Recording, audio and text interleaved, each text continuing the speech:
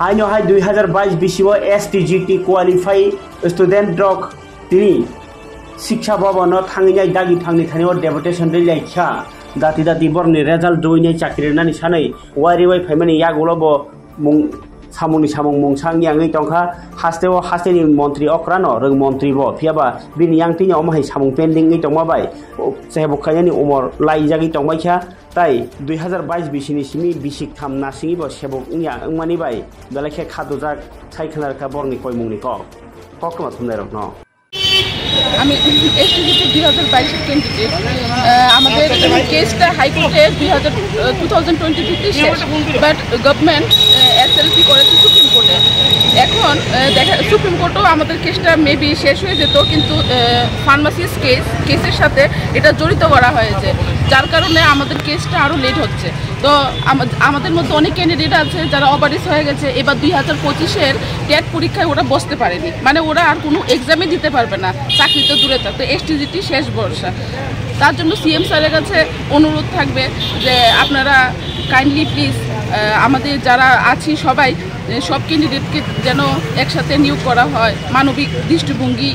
দিক দিয়ে আরেকটা কথা হলো আমাদের এসটি 230 পোস্টের মধ্যে আমাদের এসটিদের পোস্ট হলো 172 থেকে আমাদের এসটির পোস্ট একটাও যেন না কমে কারণ নোটিফিকেশনে আমরা 172 দেখে আমরা এক্সাম দিয়েছিলাম যার জন্য আমরা অনুরোধ রাখছি যে এসটি পোস্ট যেমন একটাও যদি না কমে এসটি পোস্ট যদি কমে তাহলে কিন্তু নেক্সট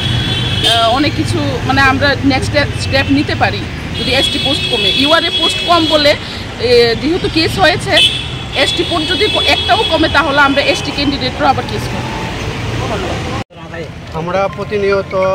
2-3 বছর ধরে এসটিজিটি বিষয় নিয়ে মুখ্যমন্ত্রী নিয়োগ এবং আমাদের শিক্ষকদের নিকট বারে বারে আমরা দেখে যাচ্ছি 2022 সালের সেপ্টেম্বর মাসে আমরা এসটিজিটি পরীক্ষা অনুষ্ঠিত হয়েছিল কিন্তু এখনও অবধি রেজাল্ট পাবলিশ করেনি এবং নিয়োগ প্রক্রিয়া সম্পন্ন করা হয়নি আজকে 3 বছর হয়ে আসছে এসটিজিটি কেন এখনও আটকে রাখা হচ্ছে নিয়োগ প্রক্রিয়া সেটা আমরা এখনও জানানি আজকে যেই জন্য আমরা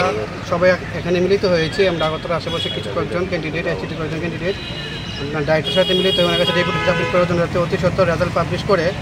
যতজন কোয়ালিফাইড ক্যান্ডিডেট কোয়ালিফাইড করছে সবাইজন শিক্ষক পদে নিয়োগ করে তাও পোস্ট ইনক্রিজ করে আমরা দেখতে পাচ্ছি আজকে মানিক শাহ উনি আমাদের সিএম এবং আমাদের দপ্তরের শিক্ষামন্ত্রীও বটে তো স্যার সমস্ত দপ্তরের যত নিয়োগ প্রক্রিয়াগুলো সেগুলো সম্পন্ন করছে কিন্তু এসটিজিটি কাজে নিয়োগ প্রক্রিয়াগুলো এখনও সম্পন্ন করছে না তো আমরা বুঝতে পারছি না কেন নিয়োগ প্রক্রিয়া আজ অবধি আটকে রাখা হয়েছে আপনারা দ্বারা মিডিয়া দ্বারা জানতে পারলাম যে আমরা সুপ্রিম কোর্টে কেসটা করেছে গভর্নমেন্ট এসএলপি আকারে তারপর আমরা খোঁজখবর নিয়ে দেখলাম যে এই খবর এসটিজিটি কেসটা শেষ হয়ে যেত কিন্তু 2012 সালে প্রিভিয়াস একটা কেস আমরা কেসের সাথে অ্যাড করে দিয়েছে যার জন্য প্রসেসটা অনেক লেংদি একদম অনেকটা লেংদি হয়ে গেছে তো আমরা বুঝতে পারছি না কেন এসটিজিটি বিষয়টা নিয়োগ প্রক্রিয়াটা এইভাবে আটকে রাখা হয়েছে আপনারা ভালো করে জানেন নবম এবং দশম শ্রেণীর যে শিক্ষক নিয়োগ সেই নিয়োগ নাই বলতে চলে গত 6 বছর একদম নগণ্য মাত্রায় নিয়োগ হয়েছে আজকে সেই জায়গায় যদি শিক্ষক নিয়োগ এমভাবে থমে থাকে তাহলে